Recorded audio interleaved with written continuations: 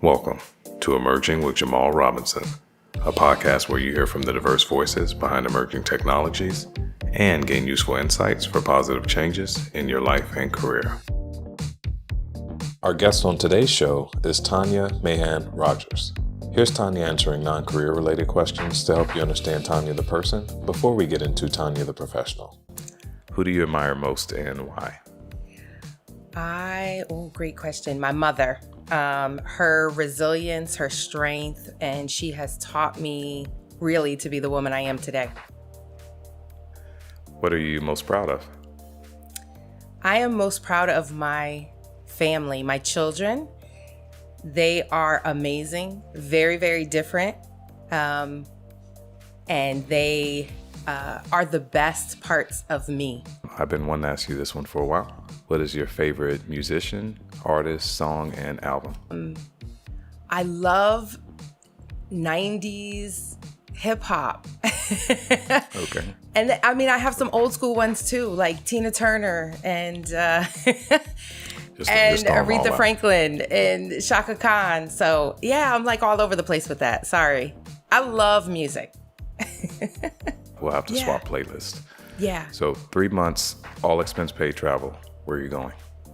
I would literally spend the 3 months traveling Africa. Probably kind of do a world tour around Africa and Egypt to see the pyramids. Most unusual skill or talent? The ability to kind of break challenging, difficult people, right? Like those people that are just hardcore, don't want to engage, etc. And a lot of that has to do with the career path I've chosen and maybe my sociology undergrad, who knows? But anyway, very boring, but that's what I would say. Favorite TV show, movie, and actor or actress? I'm gonna go right now with Abbott Elementary. Love that show. Favorite movie, Dirty Dancing. Okay. And it's always been my favorite movie. It's one of those movies that no matter when it's on, if I see it, I'm watching it. Favorite actor, Denzel. Favorite actress, I'd probably go with Viola Davis. Favorite book or author? What I've really enjoyed the last couple years are Michelle Obama's books, because she's such an inspiration to so many people, definitely to me, and she's so real. If you could meet anyone throughout history, dead or alive, who would that be? Quick funny story about this. I was asked this question last year, about February, and I said Loretta Devine, because she's one of those actresses who, although I didn't say she's necessarily my favorite actress, but she's one of those actresses that just brings her characters to life. She's an auntie in my head. And this past February, I was able to interview her, and we could talk about that later. So let me speak this into existence. Maybe this is a premonition for what will happen in 2024. I would probably say at this point it would be Michelle Obama. If you get that invite, please invite me also. I will let you know. 1 to 3 words that describe you the best. Unapologetically authentic is 2 words. And then the third word would be bold. Okay. For the short time I've known you, I would acknowledge both of those as being very true. Thank you. What is the last meal you'd want to eat? A ribeye with a baked potato, just butter, lightly salted, and some very well-cooked asparagus. Sounds like a great last meal. Tanya is a director of customer success at Microsoft, covering the financial services sector. She is also the chair of Blacks at Microsoft, or BAM, an employee resource group with over 4,000 employees and 22 chapters spread globally. Tanya has previously held leadership roles as an account manager, project manager, business development executive, and client relationship manager with Pitney Bowes, TCG Consulting, Microsoft, and others. Tanya shares her life story, detailing her journey to becoming the unapologetically authentic and bold leader she is today. I know you all are going to enjoy this conversation that we're calling Becoming with Tanya Mahan-Rogers. Let's get on to the show. Hey, welcome to the show today. Please introduce yourself to the listeners. I am Tanya Mahan-Rogers. I work at Microsoft and I am a director of customer success. Really cool. Let's get into it. So what is customer success for those that don't know or haven't had that role before in a company they've worked at? Yeah, and I'll start by thank you, Jamal, for welcoming me to your podcast. And I'm really excited to have this conversation with you. So customer success is the experience that any company wants their customers to have with them. And so the customer success organization or the roles that manage customer success are responsible for essentially thinking about on a daily basis the experience that their customers are having with their company. So we think on a daily basis about the experiences our customers are having with Microsoft, with our products, with our resources, with our employees, and we seek to deliver the most excellent experience. And essentially, that's what customer success is. And then another layer of that is identifying what our customers' goals are through the partnership with them and through a lot of different ways. And we can talk about that. And then helping them achieve those goals. So their success is our success. Everybody wins. And ultimately, at a very high level, that's what customer success is and why it's so important to companies. Is this a new role or something that's been around like since the 90s or? That's a great question. So customer success is a newer role, and I think it's evolved over time because of the need for a different focus. So historically, we've had roles, and I've served in roles in the past, like customer relationship manager, which was a semi-salesy role. And there were other roles that were responsible for not just sales, but growing relationships and developing partnerships with your respective customers. But the customer success role, I would say, has evolved, especially in light of, like for Microsoft, SaaS models and technology. And the idea that, from a technical perspective, the idea that we used to sell licenses, or customers would buy licenses of software, and those licenses would potentially sit on the shelf and they would maybe never be consumed, maybe never be implemented into the organization.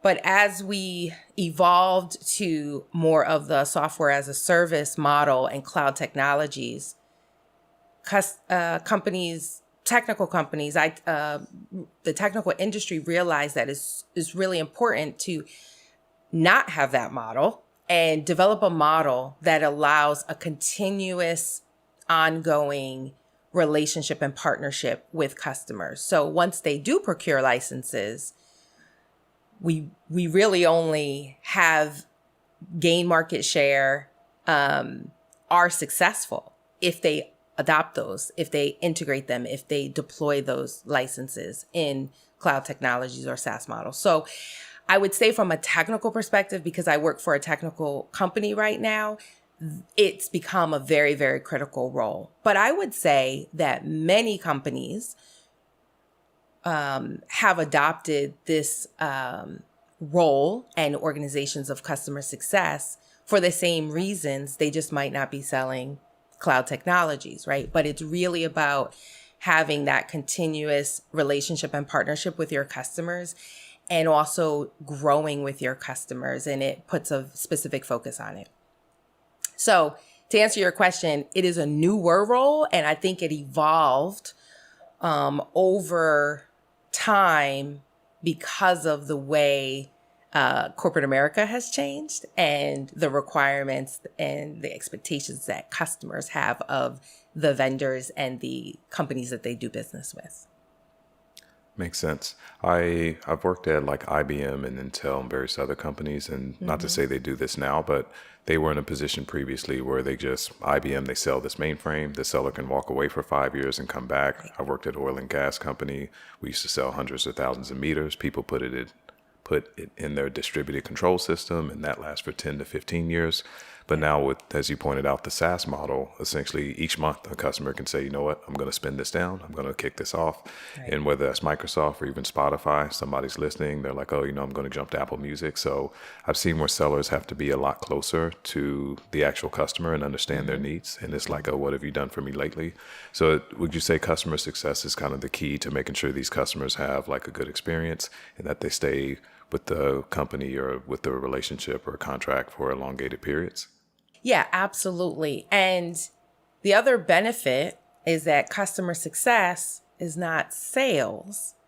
So in Microsoft, for example, our customer success organization and the roles that are in customer success across the organization are responsible for a combination of delivery and making sure that we understand what customers' goals are, like I said, and then aligning our solutions to those goals and being very strategic in that.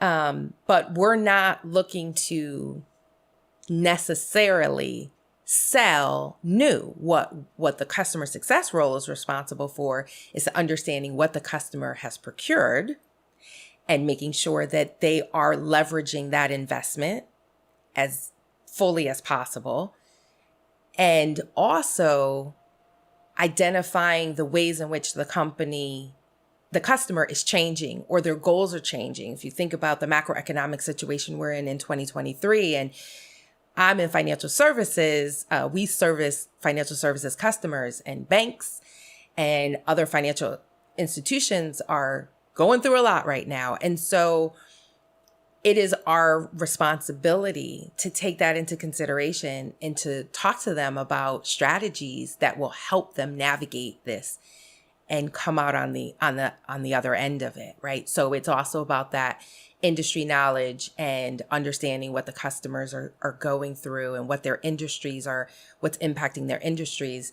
But it's not necessarily about sales, although I've always believed, and a lot of people don't want to believe this, but we're all sales. Everybody sells all the time. You're selling something. It might not be a monetary exchange, but in the end, it's for customers. Customer success is less they're less worried when a customer success individual role comes in the door if they're in a challenging situation and a downswing in their revenue and things like that, because sales are specifically looking to grow revenue, whereas customer success is looking to grow relationship and develop relationship in order to get to that end. And I'm not saying salespeople don't do that, but the perspective that customers have about sales is, I have to buy something if I'm talking to you. And that's not the sentiment left when you're talking with a customer success individual, or at least it shouldn't be. So. Yeah, the simplest definition I've heard of customer success is that they're the voice of the customer back to the enterprise or the company. So I could see you walking in the door and them viewing you as godsend versus a seller walking through the door and them viewing them as not sent from God, let's say. Right. With that said, it sounds like you all would need to navigate a lot of different businesses, and you mentioned that you aren't in sales. So 2 questions there. Assuming you all don't have a quota. And then the second question is, like, how do you interface with the account team? And then what other teams do you interface with also? Yeah, so great question, Jamal. What I would say is, so interestingly enough at Microsoft, and that's why I say we kind of are all sales, our customer success account managers actually do have a quota, because as we talked about, we are one of the critical roles responsible for ensuring our customers adopt our cloud technology. So in order to incent us to really have a focus on that, part of our compensation is a quota around the cloud consumption of our customers. And it's really, like I said, the customer already has procured the licensing, and it's the customer success individual's role or responsibility to help them see the value of that investment and leverage the value of that investment with the technology. So while that does exist, our heavy focus is what we talked about before, is on that experience, on being the voice of the customer into Microsoft, and also having challenging conversations back to the customer about how they can look at things differently, bringing insight from the industry to them. What are their peers doing? How are their competitors achieving? And without, sharing names, but making sure that we're educating them, right, on how to achieve their corporate goals, because they all have corporate objectives and corporate goals. And so it's really just our job to understand what those are, what the customer's priorities are, and identify ways that our solutions can help them achieve that. So I don't want to say we don't have a quota. There is, but it's a team sport in this role. And so you don't have an individual quota. The quota is related to the second part of your question around the interaction and partnership with what we call the account team and our technical specialists, which are called which they're responsible for the sales of the technology. The account team is responsible for the sale around and the relationship, but the sale around the licensing spend, enterprise agreements, we call it here at Microsoft. And so the customer success account manager partners with a role called account executive, who also partners with, making up the third part of the trilogy, the account technology strategist. And the account executive and account technology strategist make up the account team unit, we call it. And then the customer success account manager is the third part of that three-legged stool, for lack of a better term. And the three of them are aligned to accounts, and they go in with strategies and perspectives and insight and how we're going to help the customers achieve their goals. Combination of the procure the licenses and then adopt the technology. So there's a daily interaction with other individuals within Microsoft that are also aligned to the customer. And those three roles are responsible for maintaining the relationships and ensuring that the customers adopt those technologies. So really cool. Success is kind of an abstract word. So without giving like the Microsoft secret sauce, how do y'all measure success? Because someone like me may come and say, oh, Tanya got them to spend X amount of more money. If I see more money, I'm like, oh, we're successful. But I'm pretty sure it's more complex than that. So what are the metrics without giving all the details that you all use at a high level? Yeah, it's really about kind of the first part of what we talked about. Are our customers happy? Are they happy and delighted and having good experiences with our products? Are they having good experiences with our resources, our people that are engaging with them? And we have tons of people at Microsoft that work with customers and help support customers. So are our customers having a good experience with them? And do they renew? Do they renew their contracts? And so it's not just about the initial sale, but it's also about coming back for more and more and more. And so really it's no different than other, other companies, but that's really what it's about in customer success is, we have contracts that are renewed.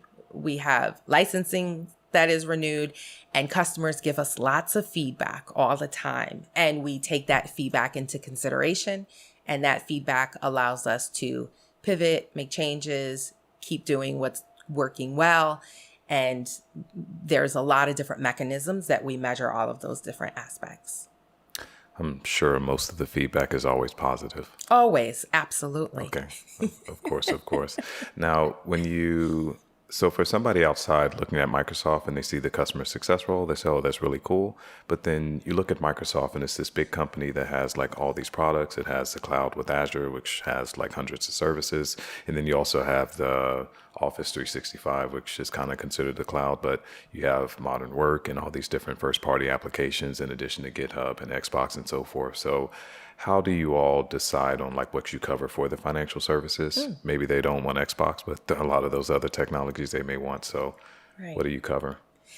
Yeah. So our customer success account managers are responsible for covering the entire Microsoft stack. So if a company wants Xbox in their environment and they want to give every employee Xbox, but hey, we're all for it. So it really gets back to what is the customer want to do, and or what can we help them think about differently to do, and what solutions, technology, hardware, etc., would deliver that experience that they're looking to achieve, right? So that's really what it's about. And the wonderful thing about the customer success role at Microsoft is we're kind of like the one-stop shop for the customer. If they don't know where to go, then they can come to their assigned customer success account manager, and that individual will help them get to the person in Microsoft that will help them with whatever it is they're asking for.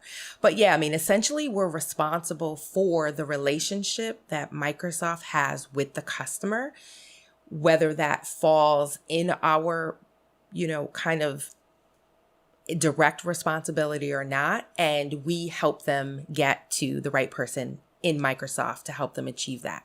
So it all starts with, what are you trying to achieve? What are your priorities? What are your goals? And let's figure out where we go from there. Okay.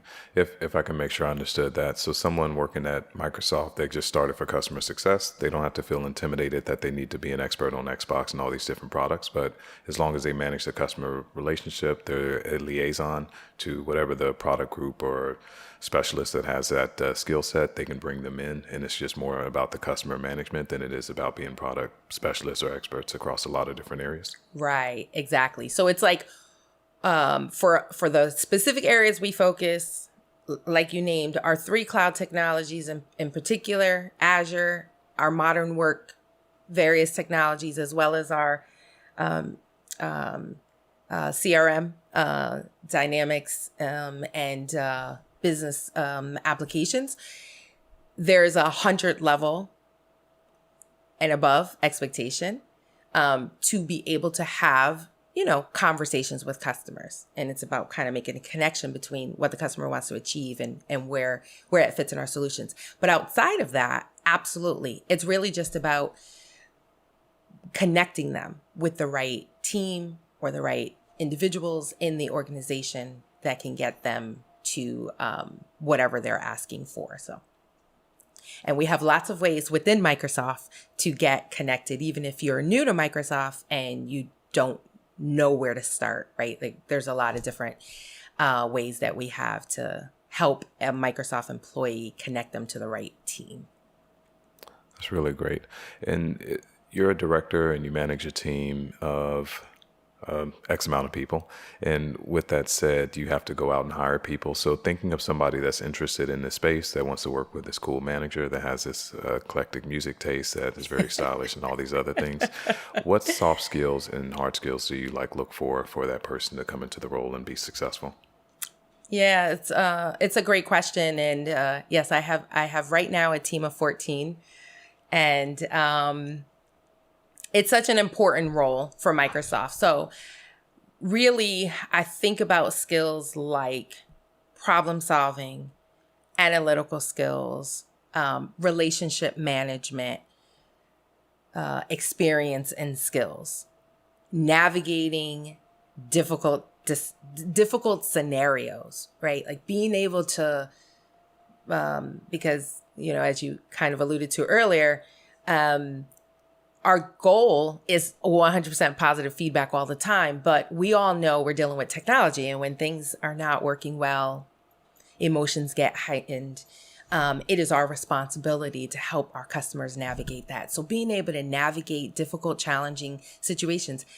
How do you deal with difficult personalities? Because every customer comes with different culture and different personalities within the company. And so just kind of having to navigate that as well. Effective communication skills are really, really important.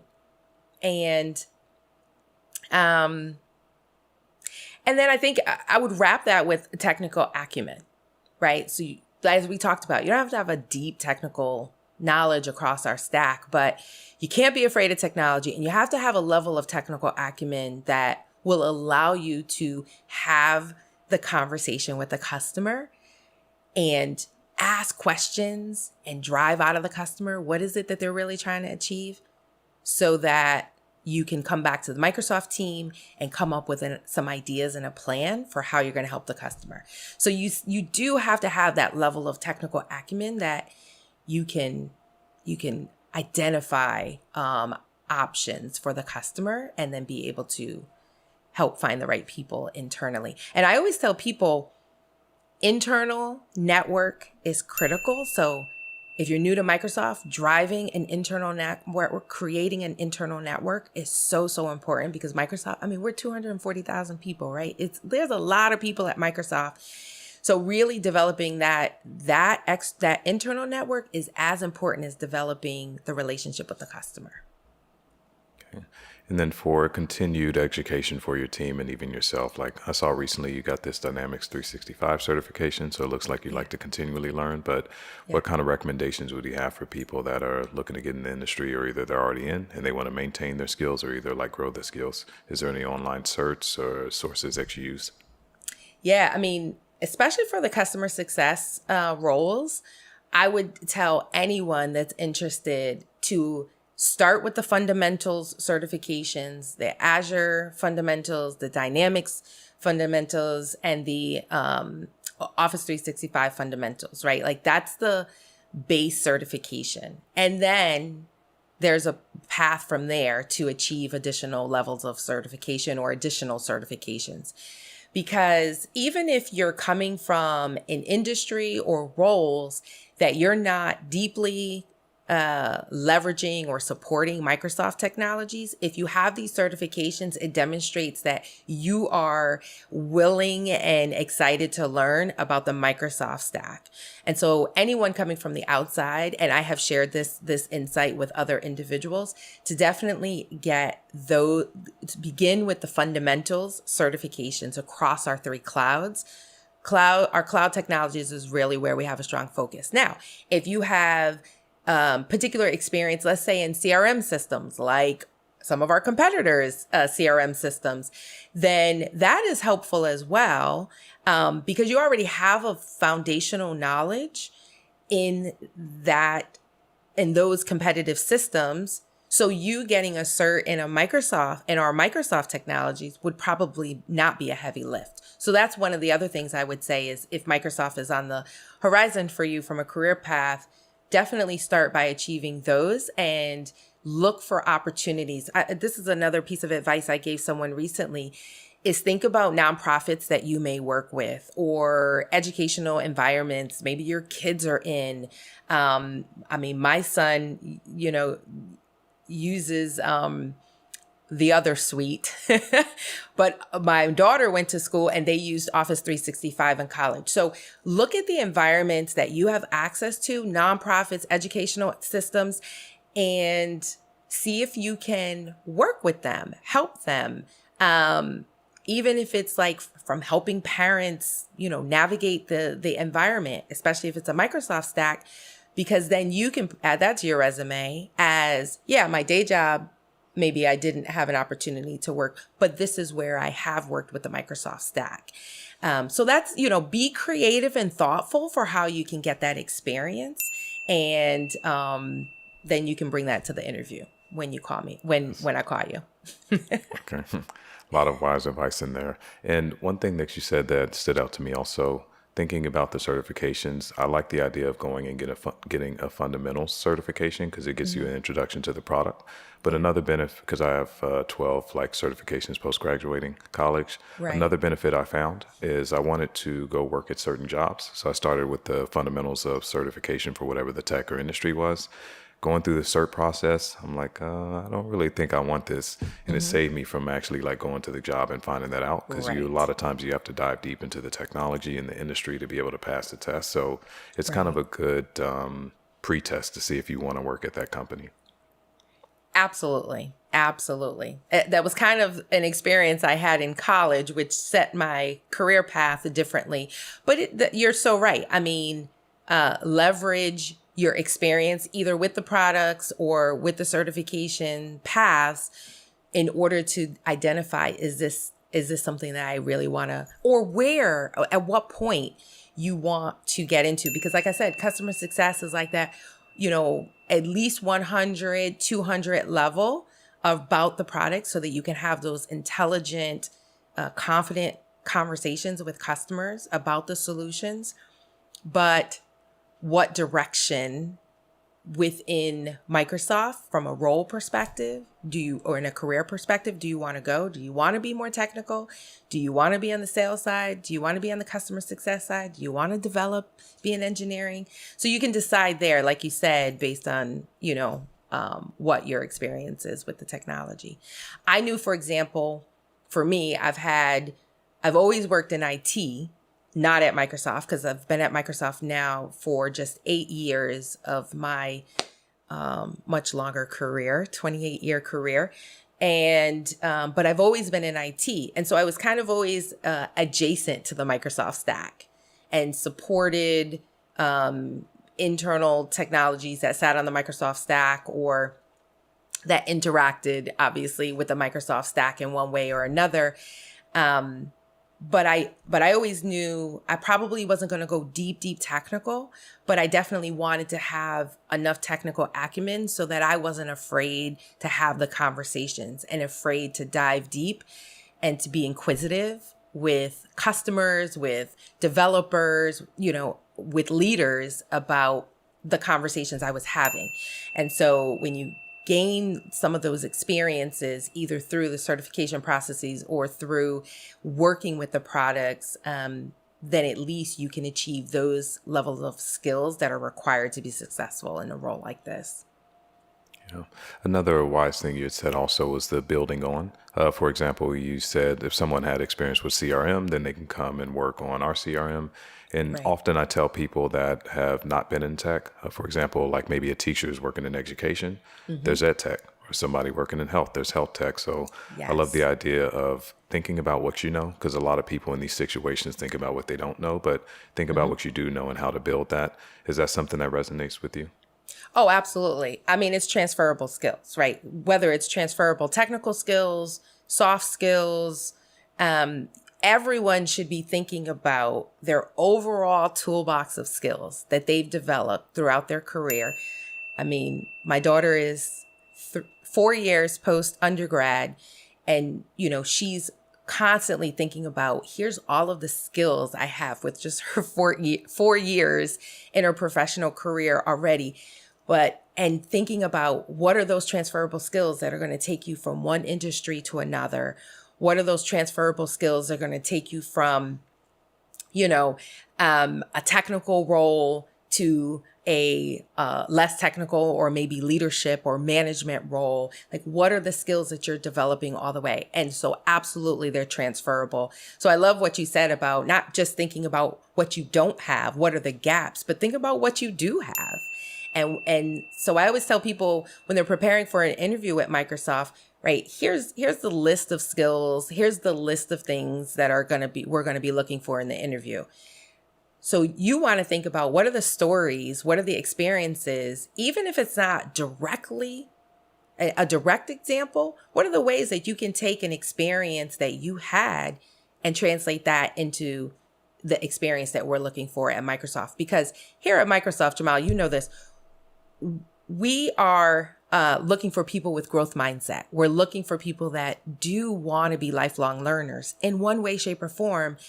And we're looking for people that are continuously wanting to evolve, right? In some way, shape, or form, whether it be in role, outside of role, what they do with their kids' PTA or, with a nonprofit in the community. And so those transferable skills that people are developing every day that I don't think they really think about how they can apply to their next career role.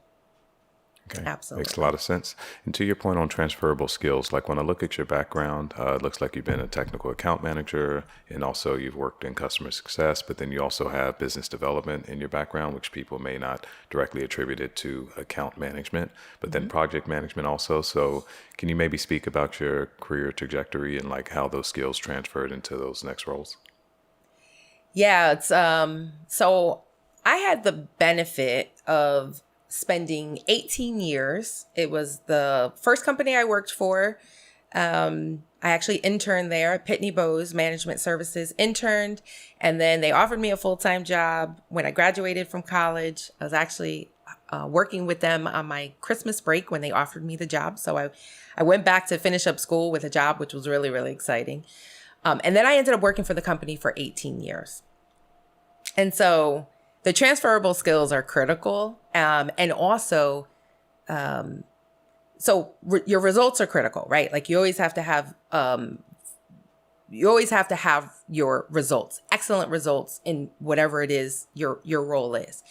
But then have a voice about what you want to do. And I learned at a very early age, which is kind of why I use the word authentically, unapologetically authentic and bold, because I learned at an early age to ask for what I want. It doesn't mean I'm going to get it, but it means that people now know what I'm interested in. They know what I'm looking for. So I started my career on the help desk in a very technical role. I was actually a CC mail administrator. I'm going to take some of you back really far.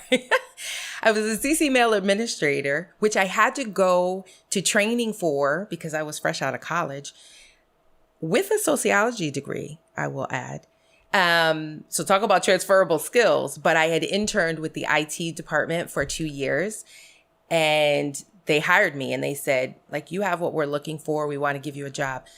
I did that for a few years. And then I said to my boss, I really want to, and I was help desk. And I traveled around the company and I traveled around the, when we couldn't update devices remotely and we had to be somewhere to update devices, loading Lotus Notes from CC Mail onto laptops because we were progressing forward. And then I took those base technical learnings of helping employees. It was all internal customers, right? So helping employees navigate technical issues and, failed laptops and devices. And then I said to my manager at the time, I'd really like to maybe not stay on the help desk. I'd like to explore something else and a little bit more of a project focused. And so she gave me the opportunity to help manage or be a critical role on the Y2K project. And that was preparing our employees' devices as well as our vendors for that interacted with with Pitney Bowes for the year 2000, right? Which was pretty anticlimactic, thank goodness, for most of us. But that was kind of my entry into managing vendors, working with, a variety of different employees, and devices and software, etc. And so I took that experience, which I was on that project for about 2 years. And then that led me into this quality assurance role of, for some, homegrown, internally developed, software, because I loved working with end users. And so I was a tester as well as I helped write user manuals, and I worked directly with customers to understand what did customers want to see in the product. And I helped integrate that with the development team. And so I was doing this quality assurance role for a number of years, quality assurance engineer role, which I really enjoyed. And then that led me to, when you talk about opportunities, that led me to being exposed to another part of our business through a particular huge project that I worked on. And just here's another comment I want to make, side note. Every day is an interview. Every day you go to work is an interview for a future role, right? And so it's like my husband uses this, the everyday interview. This is exactly what happened to me when I was on this really big project. We were actually deploying software for our government and customers. And I worked with another part of the business development team for a couple years on this project. That led me to being asked to join their team as a software development project manager. And a couple steps back, I was as in that quality assurance engineering role, I was working on some projects for customers who asked my company if I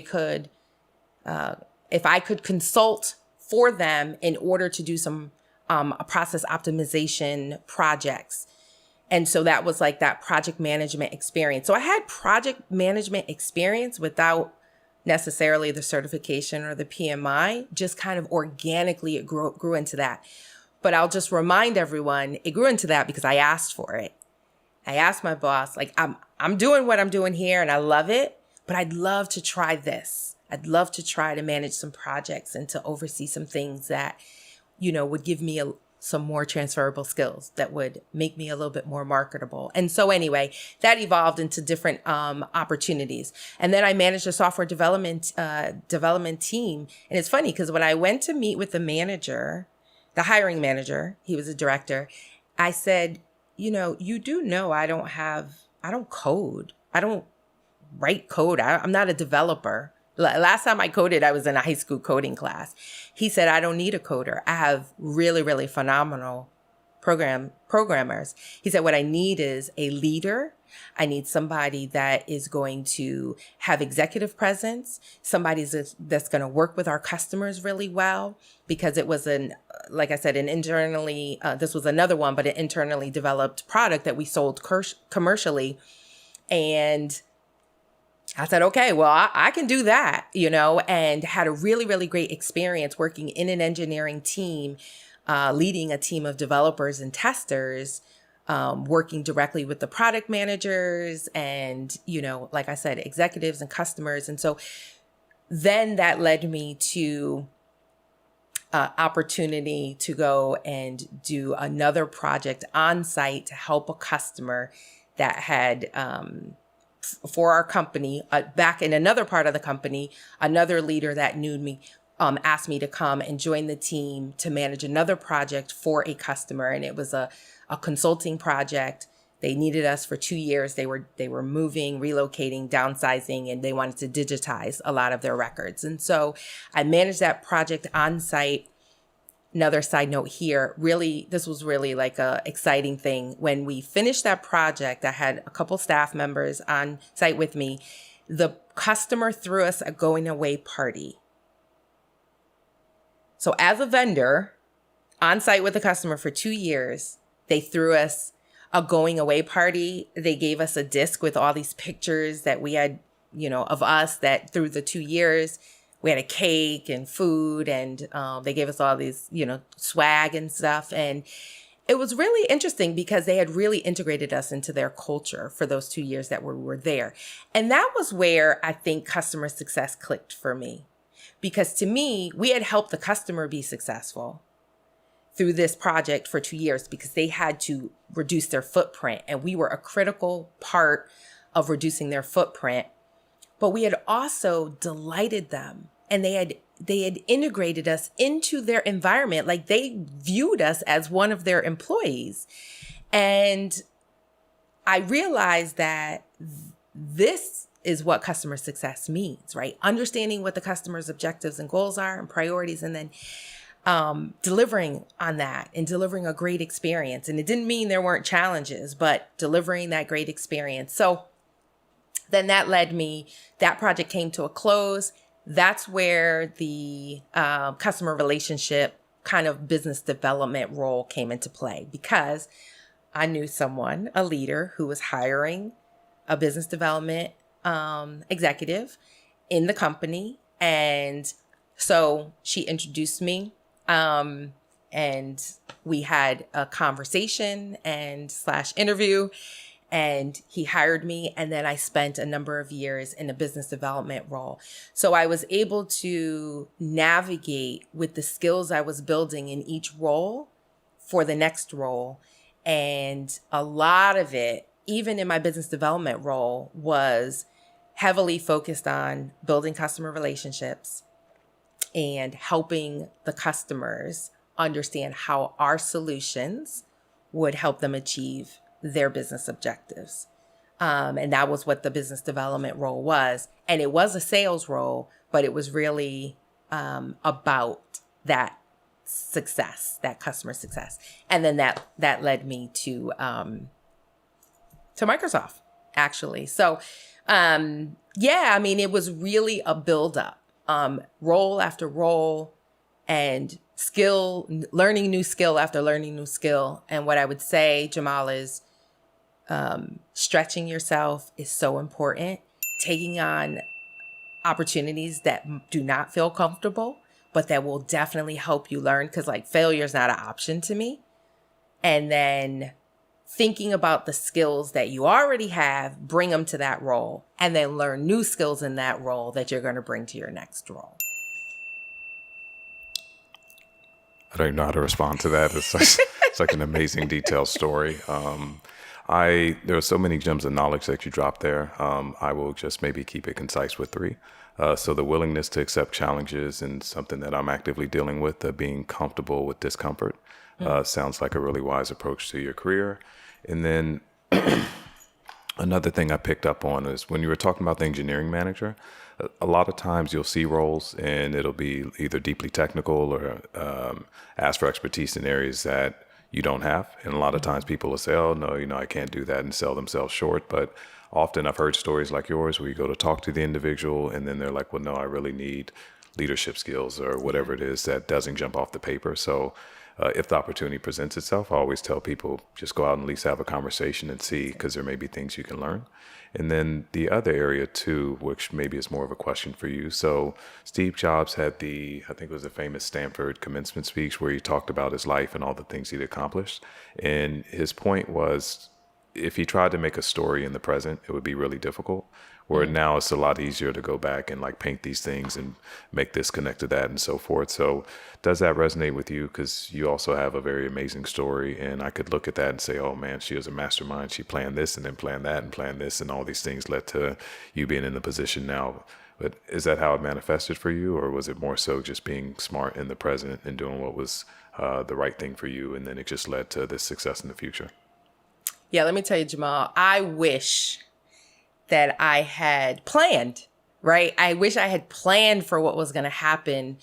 When I look back on my career, as I just described it to you, I think about, and I've been thinking about this a lot the last couple of years as I talk more about my career and the experiences I've had. And when I articulate it, I'm even impressed, because I'm like, oh my gosh, it is really a fascinating story. And I remind myself of little nuances every time I explore it.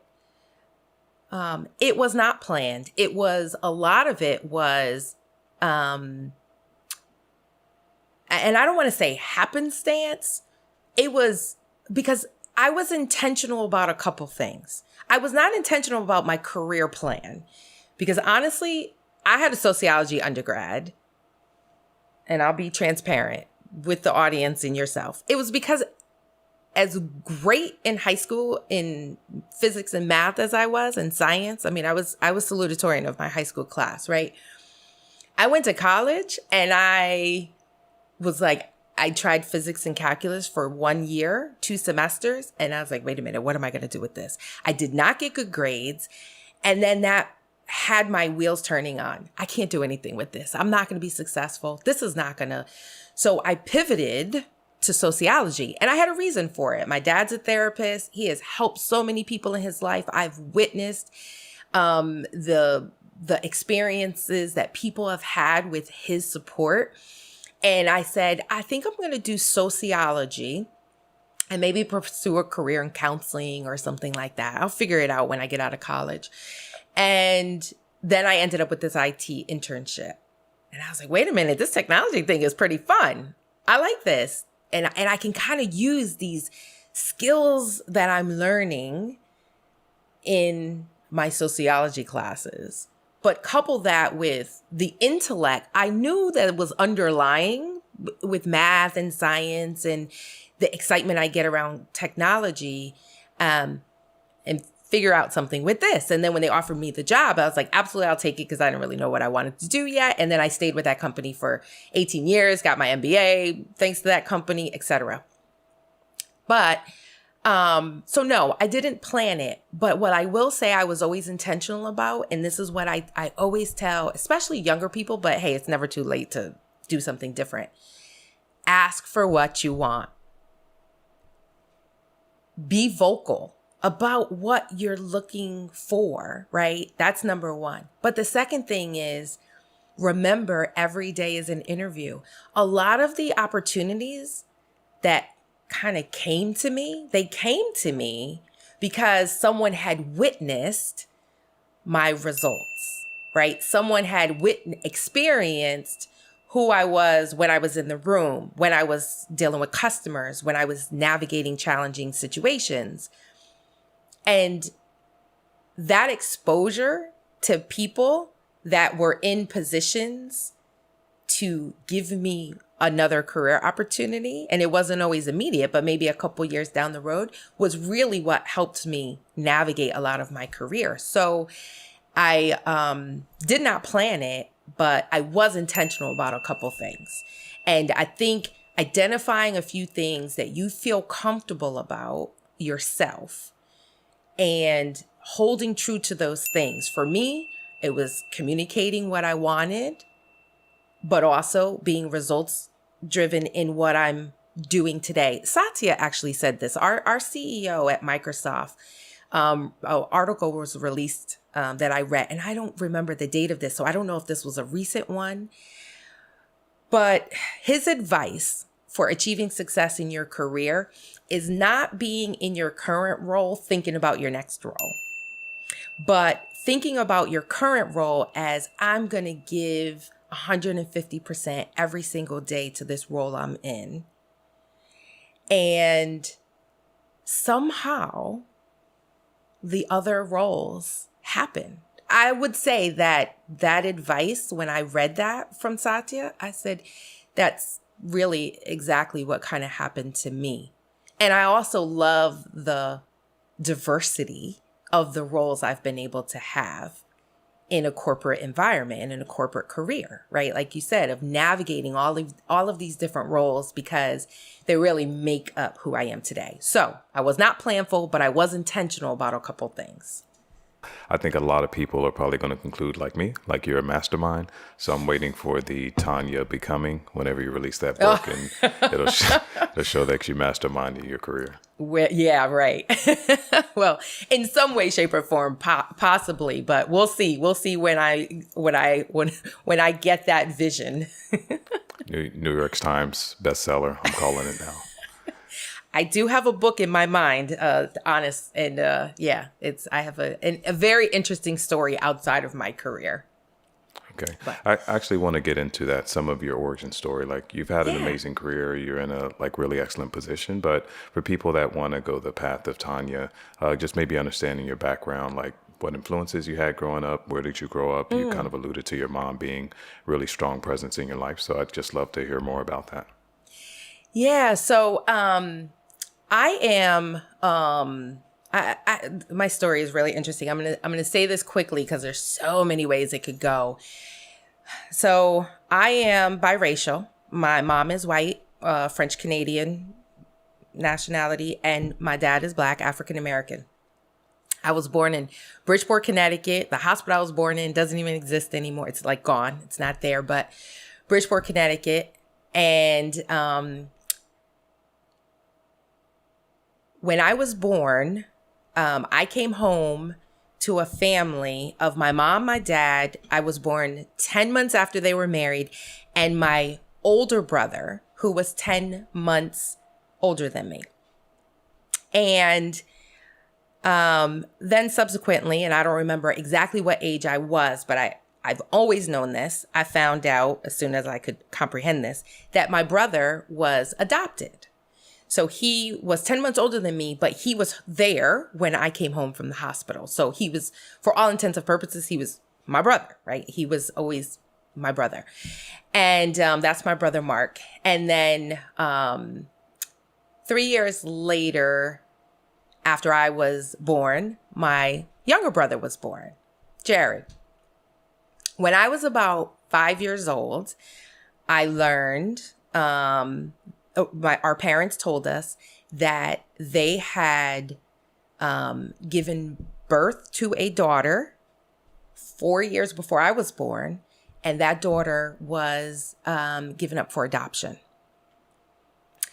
And so my family was made up of the five of us, me and my two brothers, one younger, one older, very, very close siblings, and my parents. And then when I was about 11, my parents divorced.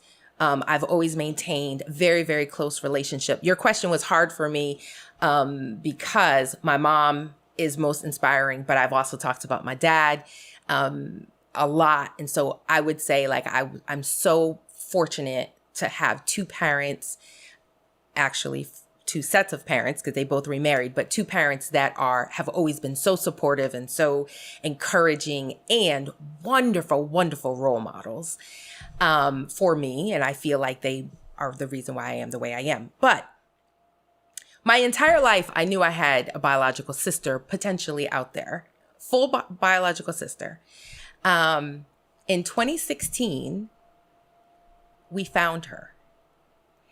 And now in 2023, we have an amazing, amazing relationship. Like, she is literally my sister. And it's so funny because we're much, much older in life, but she always knew she was adopted. We found her through DNA testing, a DNA bank. And her sisters, her family, her friends, everyone has been so welcoming to us. She has two daughters. And so it's amazing that I get to have a relationship with a sister that I just met in 2016. And so I really think that growing up as a biracial woman who identifies as African American, Black, and I always say my mom is a white woman who had 3 Black kids, because that's the way we were brought up. That's the way our experiences have been. Very modest beginnings in Bridgeport, Connecticut. Parents divorced, but always had really great relationships with both of my parents. I was an exceptional academic student, and I just think an exceptional all-around person. If you ask my mother, she always says you were always like amazing. Of course. Very, very social, if you can't tell. I love people. I love getting to know people. It's one of the things I love about the job I have now and the way social media allows us to meet people. I meet people all the time on LinkedIn that are like, hey, can I talk to you about Microsoft? Sure, let's find some time. And my husband laughs at me because I'm one of those never meet a stranger. I talk to everybody. And so I've always had these foundational attributes. And so I don't look at it. And sometimes, I have these moments, and I was talking to my mom the other day where I wonder, am I doing enough? Am I achieving all that I need to be doing right now? Am I, you kind of, it's not imposter syndrome. It's just kind of like, am I it's questioning, right? Like it's exploring, it's wondering.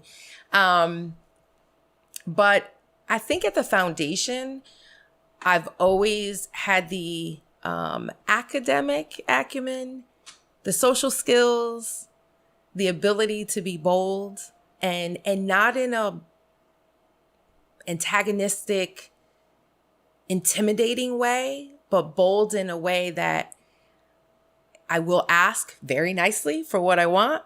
I go after what I want. I think about, well, what is it that I would like to achieve? And I go for that. And I'm always looking for opportunities to learn from life. And so when you think about a lot of the nonprofits, National Black MBA and my leadership role there, side note, I met my husband through National Black MBA. So I am very, very, National Black MBA is near and dear to my heart. And he's more than my husband. He's my soulmate, best friend, and life partner. But Girl Talk Foundation, advisement and leadership, which is an organization that my daughter actually is the executive director of now. And even going all the way back to college, Inroads, and going through Inroads and discovering my leadership skills and my leadership abilities and my love of public speaking, which I don't know, like so many people are afraid of public speaking. I'm like, oh my God, I love it. I love public speaking.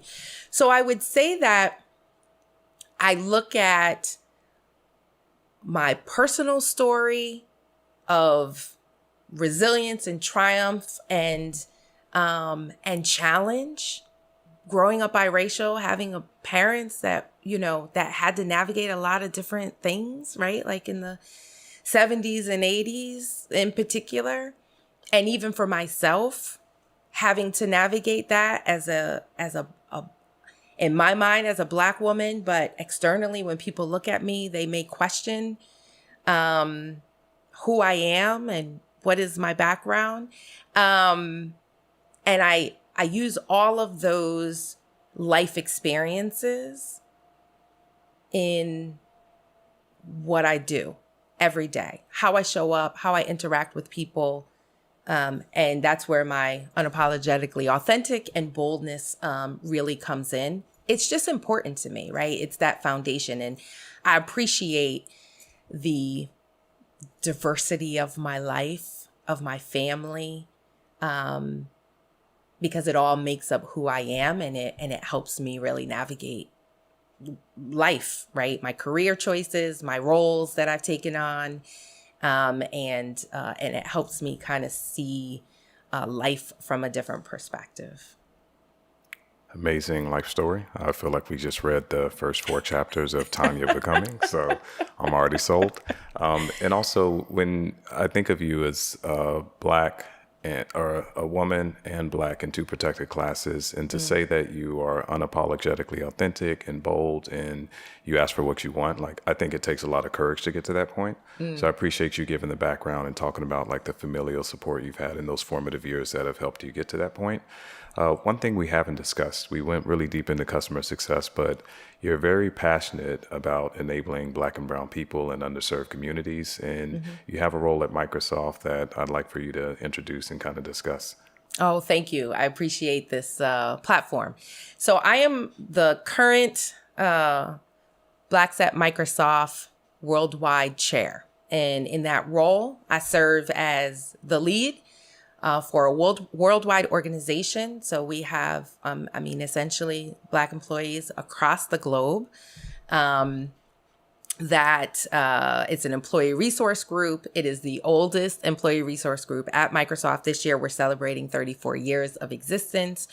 And essentially, 34 years ago, it was created out of a need, out of a void in our headquarters in area of, Black people moving to Seattle and Redmond to work for Microsoft and looking for places to do their hair and looking for a community and looking for, that there were very, very few Black people at Microsoft 34 years ago. And so you could go so many days or weeks without seeing another Black employee at Microsoft, that was the reason for Blacks at Microsoft being formed. And 34 years later, one of the things for me that has been so important as part of my life experiences is community. And no matter where I am, when I was in college, I looked for my community and I learned so much about myself.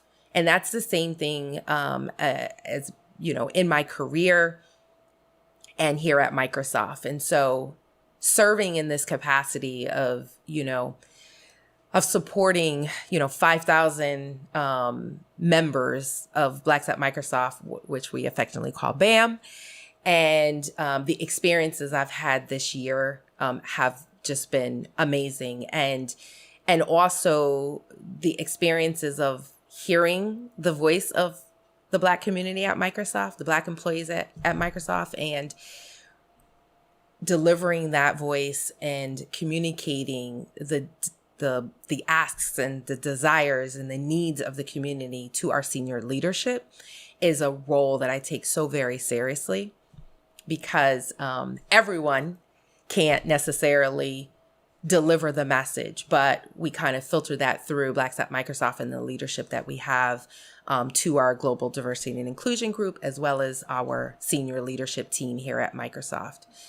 And I'll just add that this year, I spoke earlier about Loretta Devine and being able to interview her. And this year, as part of my role, along with all of the other responsibilities I've had, some of the most memorable career experiences were being able to interview Loretta Devine as part of our Black History Month series, and just being able to interact with her and laugh and understand those characters she brings to life. That's literally exactly how she is in person. And so it was such a delightful experience. But then also ringing the closing bell at NASDAQ on February 17th and being able to speak to the globe about, this amazing company that we get to work for, but also Blacks at Microsoft and the importance of representation and the importance of having a voice, not just a seat at the table, but having a really profound, important voice and being heard, and how important that is in corporate America.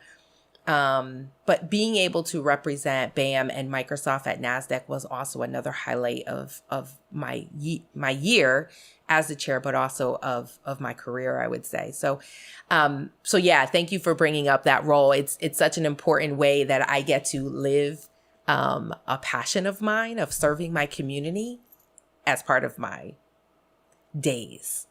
Yeah.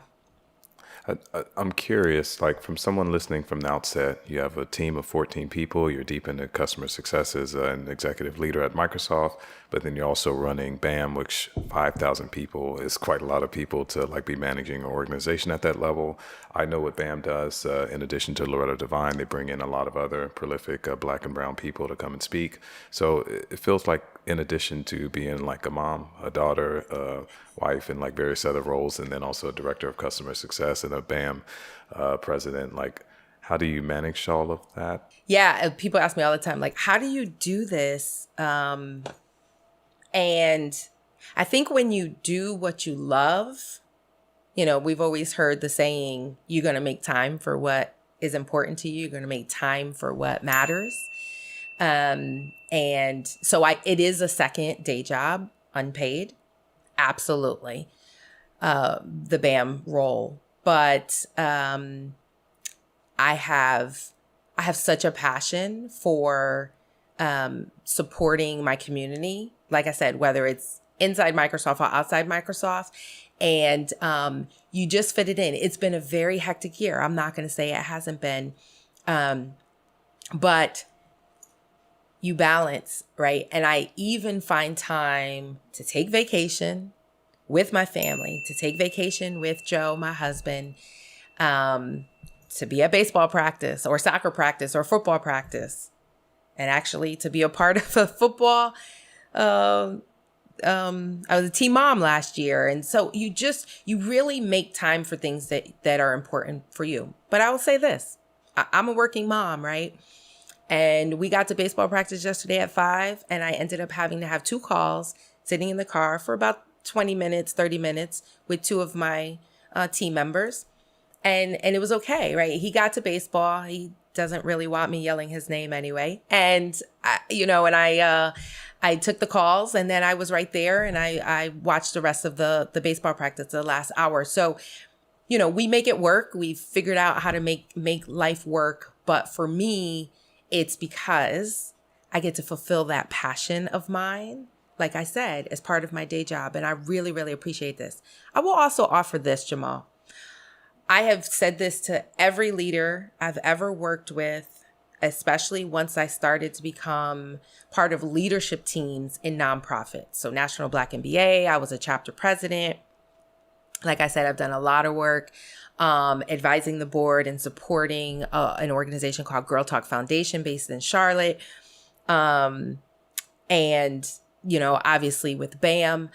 And I always tell my leadership that my leadership experiences in these organizations is what helps to make me be a great leader in my day job, in the job I get paid for.